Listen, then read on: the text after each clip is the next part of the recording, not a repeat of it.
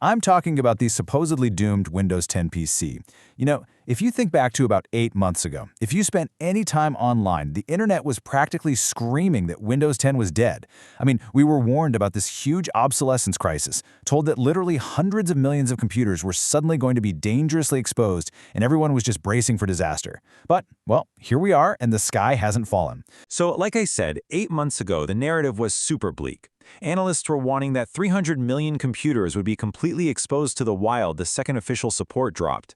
But let's just peel back the curtain for a second here and ask the obvious question, why hasn't your PC been hacked yet?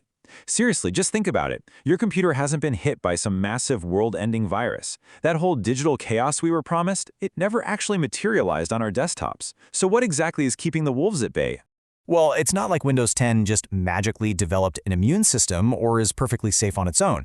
It's actually because Microsoft very quietly rolled out their Extended Security Updates program, or ESU for short. Basically, this program is a one-year safety net keeping personal devices completely protected all the way through October 13th, 2026. And you know what's even better? They made the Shield incredibly accessible.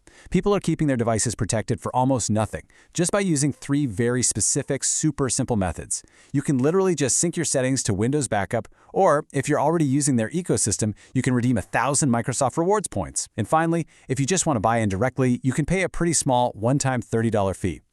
These hurdles are just so low, and that's exactly why the hacker apocalypse never happened. People are safely tucked inside this net, usually without paying a dime.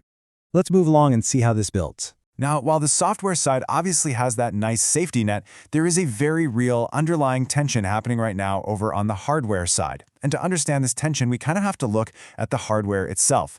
You might have heard of TPM 2.0. It stands for Trusted Platform Module. It is basically a tiny little security chip built into newer motherboards. And the whole crux of this hardware issue is that this little chip is strictly required to physically run Windows 11. So if your older laptop or desktop doesn't have a TPM 2.0 chip sitting inside it, upgrading to Microsoft's newest operating system is physically impossible. Your machine is entirely walled off at the hardware level, and it genuinely doesn't matter how fast your processor or your hard drive might be.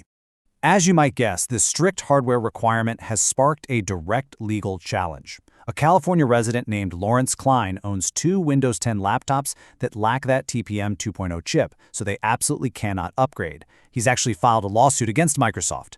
In this lawsuit, Klein is demanding that the company keep providing free security updates until Windows 10's market share drops below 10%. We're just reporting the facts of the filing here, but it definitely highlights a very real frustration out there. People are looking at perfectly functional hardware that's suddenly blocked by one tiny missing chip. Now, what's really interesting about this is how it forces us to double-check the data we're looking at.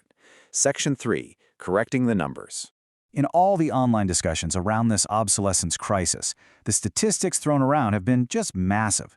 But we need to set the record straight here.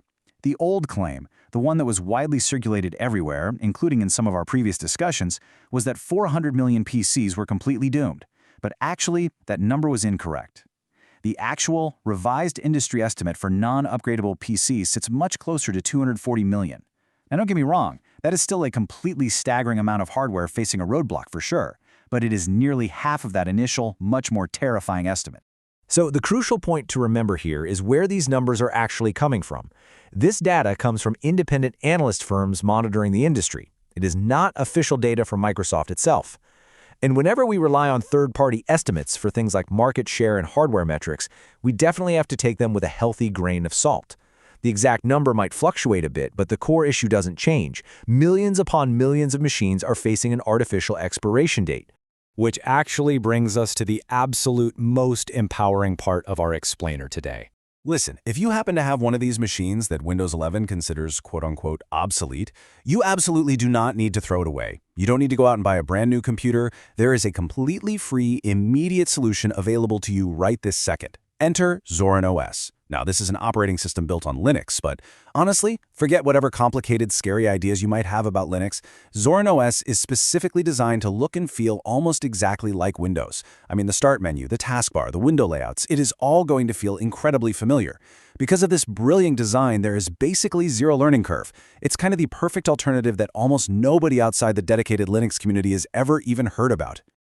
We can break this whole installation down into 4 incredibly fast, foolproof steps. Step 1, always back up your important files to an external drive or cloud storage, just to be totally safe. Step 2, download the Zorin OS files straight from their official website. Step 3, use a fantastic, totally free tool called Balena Etcher to write that file right onto a standard USB thumb drive. And step 4, you just plug that USB into your old computer, restart it, boot from the USB, and simply follow the on-screen installer. It's literally that easy. And hey, we are not talking about some huge all-day weekend project here either. If you have a modern solid-state drive, an SSD, this entire process takes just 10 to 15 minutes. It's lightning fast. Plus, here is absolutely the best part for anyone who might be feeling just a little bit nervous about making the switch. You do not have to erase Windows right away. The installer actually offers a dual boot option.